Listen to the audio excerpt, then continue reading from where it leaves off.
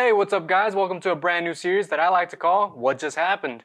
Essentially, I'm just recapping everything that happened from the past weekend. There's a lot to talk about from week 4, so let's get right into it.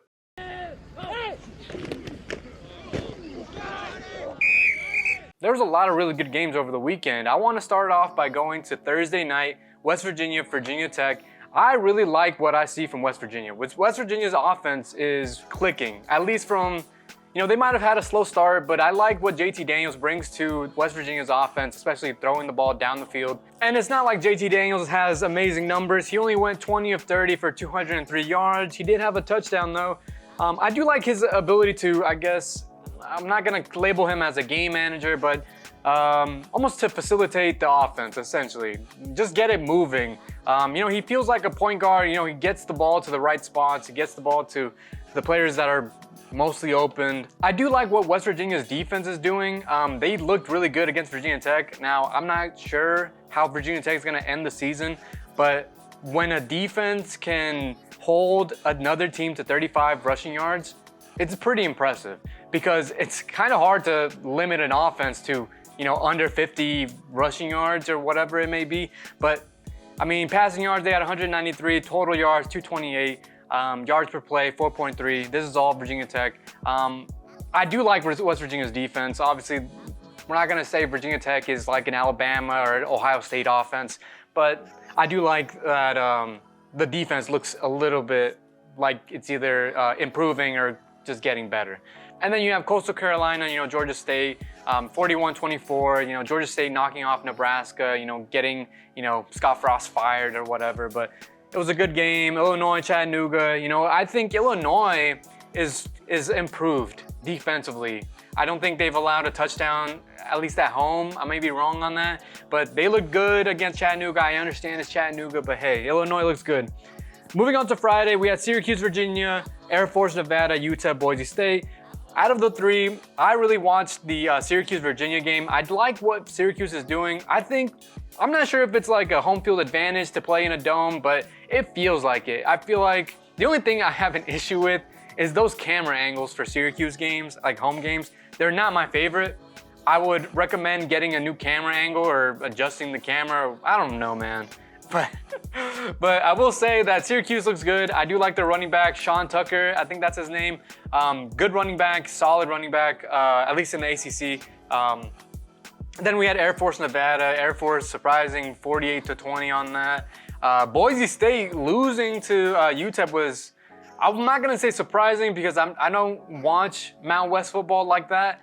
But I will say Boise State losing by 17 to UTEP is pretty surprising considering Boise State at least is competitive in a lot of the Mountain West games. But that's kind of surprising, at least to me.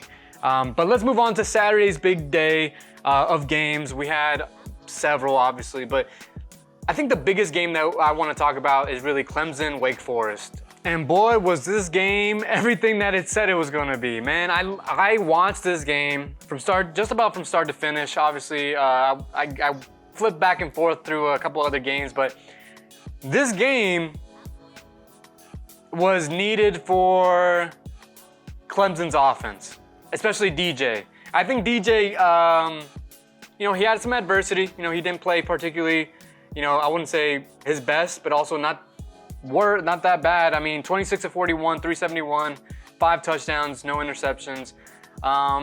He made some good throws.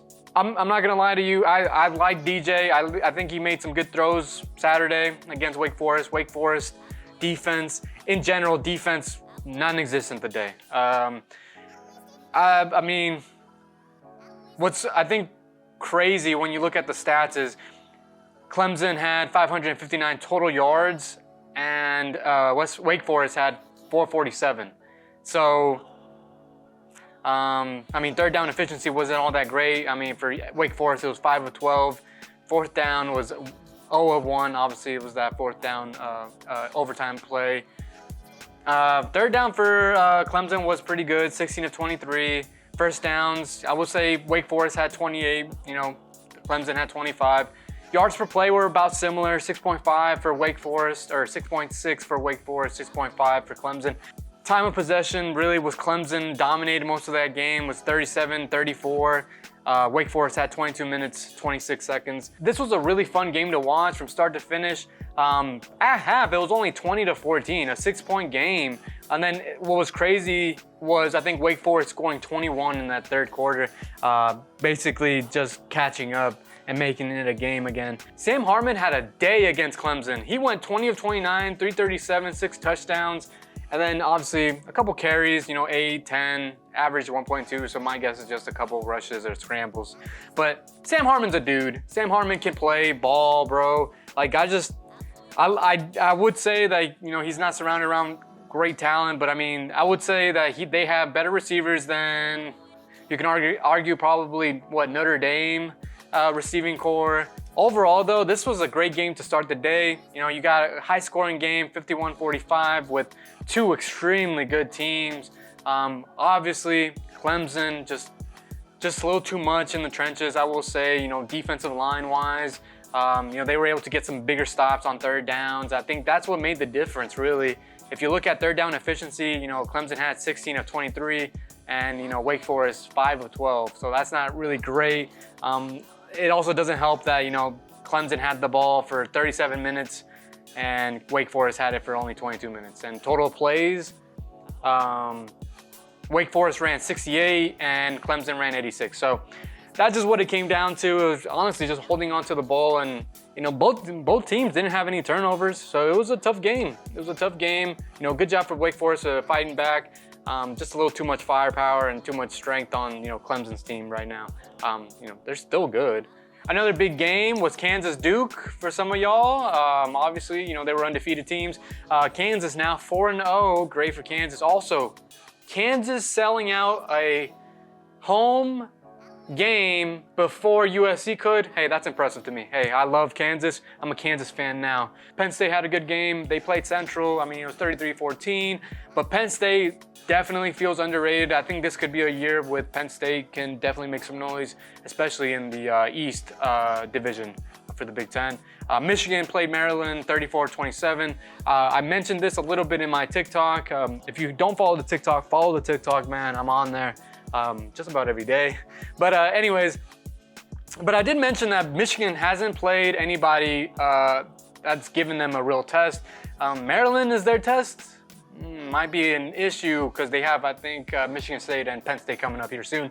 But they opened up the season with Colorado State, Hawaii, and UConn.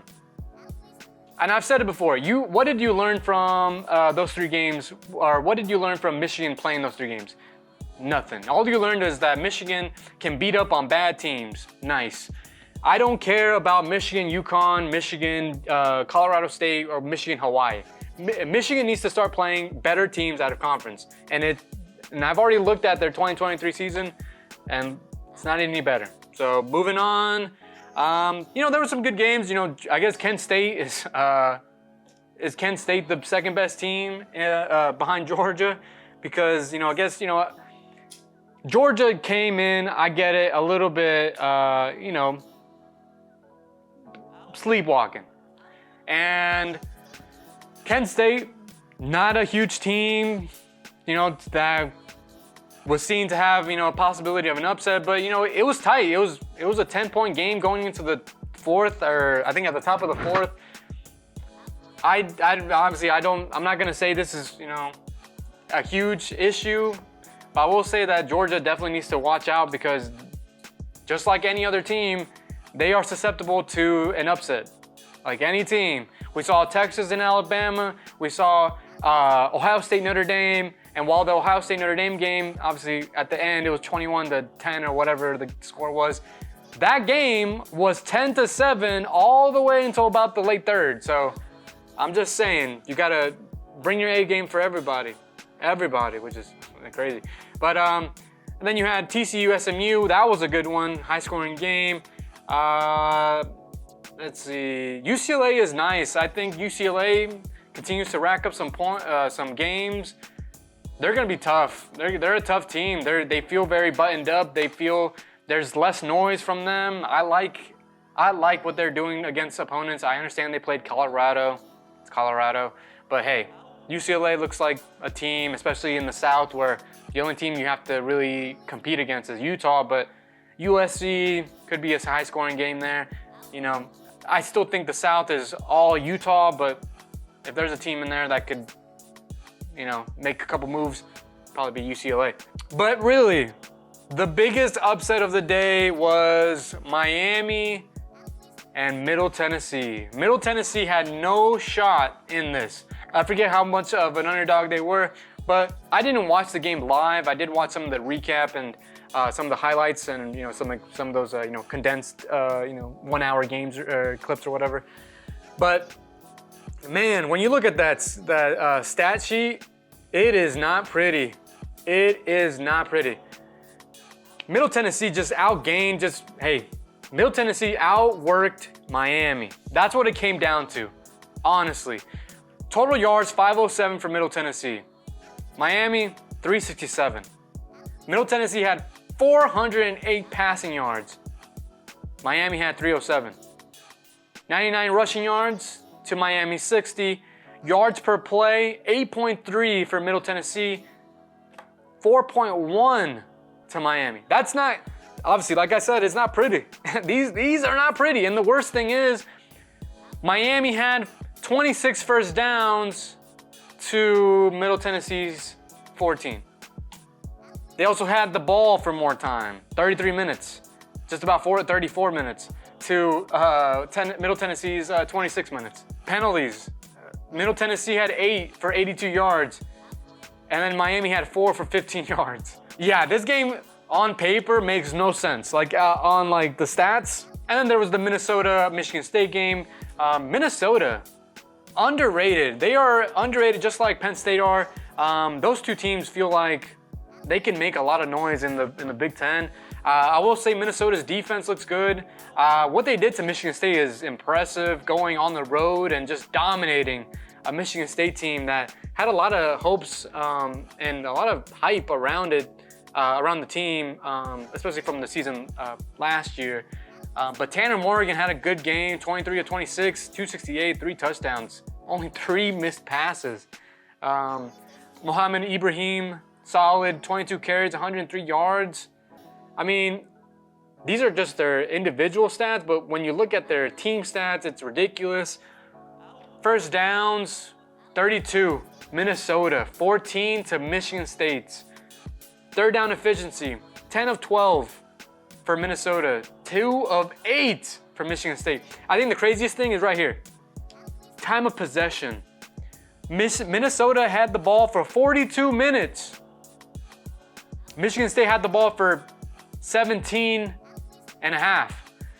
That's, I don't even, that is unreal, unreal. Rushing yards, 240. Rushing yards for Michigan State, 38. Passing yards, 202 for Michigan State, 268 for Minnesota. 508 total yards, 240 total yards for Michigan State. This Minnesota team is nice. I like this Minnesota team.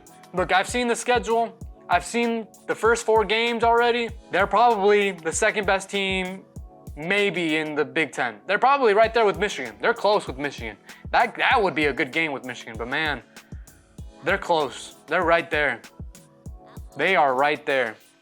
Great win by Minnesota, man. Row the boat. Western Kentucky scored 73 on FIU, who scored 0. Texas losing to Texas Tech by 3, crazy. Tennessee, Florida. Tennessee finally beating Florida after how many losses, or how many, you know, have they lost in the last, 20 matchups or 16 or whatever it was? Tennessee, man, they feel like a real team this year. They don't feel like, you know, like in the past where we've said Tennessee might be the year or whatever. No, this Tennessee team beating Florida, legit. At home, I get it, but whatever.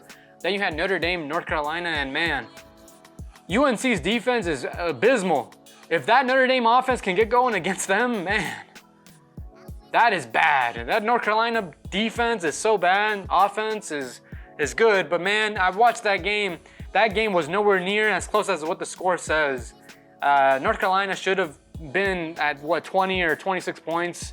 I can't remember what they did. They tried going for a 2-point conversion late in the game, didn't get it. And then they got that late touchdown in the fourth or whatever it was. And I think it was like 5 minutes or so left. But what I got from it was North Carolina defense, terrible, awful.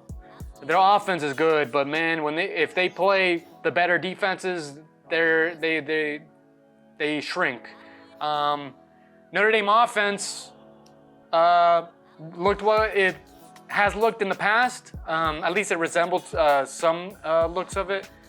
You know, they ran the ball extremely well. They had 3 players, or I think it might have been two or three players that, you know, ran for over 100 yards. Impressive. And, you know, Drew Pine had a good day, made some couple throws, couple touchdowns to, you know, Michael Mayer, and I think it was Lorenzo Styles, Jr. Overall, though, the biggest takeaway from both teams, or from that game, is Notre Dame might have had a fluky start, and UNC, even with a fourth bye week, I think this is the 4th year that they played each other, and each time a bye week has came before the Notre Dame game, and they always look sloppy. I don't know what I'm looking at, but moving on. You know, Cincinnati beat Indiana 45-24. I don't care if it's Indiana. It's impressive to me when these like group of 5 teams beat these Power 5 teams or whatever. Ole Miss, Tulsa, tight one there, 35-27. Interesting. I'm not sure what's happening with that defense in Mississippi. Oregon and Washington State was a tight one, 44-41. Texas A&M, Arkansas, 23-21. What a crazy ending to that one. You know, that missed or that doink on the field goal. Ohio State, Wisconsin. What Wisconsin is nothing like what it used to be. Ohio State is, I'm not really sure, man. I'm still not sure. I know that they're good. I just don't know how good they are, if that makes sense. Like, I get that they played that Notre Dame team to start the season, but that Notre Dame offense is not what it was against UNC, right? We can agree on that. So how good is this defense when they haven't played an offense that has challenged them? Because Wisconsin, Graham Mertz, I mean, that's not the guy. But, I mean, I think I mentioned this on the TikTok a while ago, which I think we won't really see them get tested until Penn State. Maybe Michigan State, maybe, probably not though. Penn State most likely though. But Ohio State blowing out Wisconsin at home, 52-21. That's brutal. That's a tough loss, especially. That's a long way home. Long way home. Alabama beating Vandy, 55-3. NC State, UConn, obviously NC State getting that nice tune-up game right before they go up against Clemson this coming week. That will be a good game. Florida State blowing out Boston College. Kind of looks like old ACC days, right? 44-14. Florida State's nice. They're not going to beat like the Alabamas or Georgias of the world, but they are nice. They're an improved team. I do like Mike Norvell and what he's done. Man, like I've said before, man, college football is great when you have the blue bloods playing well and being competitive, and that's what the sport needs. I like that. Oregon State coming up short against a USC team which looked like it was about to lose late in that game. You know, that USC team is what it is. USC overrated. Their defense, I mean, how does this defense even win games? That's the biggest thing. And then you had Kansas State, beating Oklahoma, which was crazy. This is also not something I would say is a Brent Venables problem. Lincoln Riley also lost to Kansas State. So this is not a one head coach over another head coach or whatever. This is really just Kansas State can play, bro. That's just it. If you overlook this team, it is what it is. It is what it is. Kansas State came in and they played better. That's just it. They just played better. And that's all it comes down to on Saturday sometimes, and it is what it is. BYU played Wyoming 38-24. Washington having a good win, a good start to the season so far too. We'll see how they end up playing against, Oregon's and the rest of their teams. We had some really good games this past weekend, and I think a couple takeaways that I took was, one, Penn State is very underrated. They're a very good team. I like their offense. Obviously, Sean Clifford's been there a while, so he can lead the offense. He knows the offense. I do like their defense. Defensive front is really nice. I like how physical they are, how fast they are. I think that's what pops to me. Another one is Baylor. I think Baylor could probably repeat the Big 12.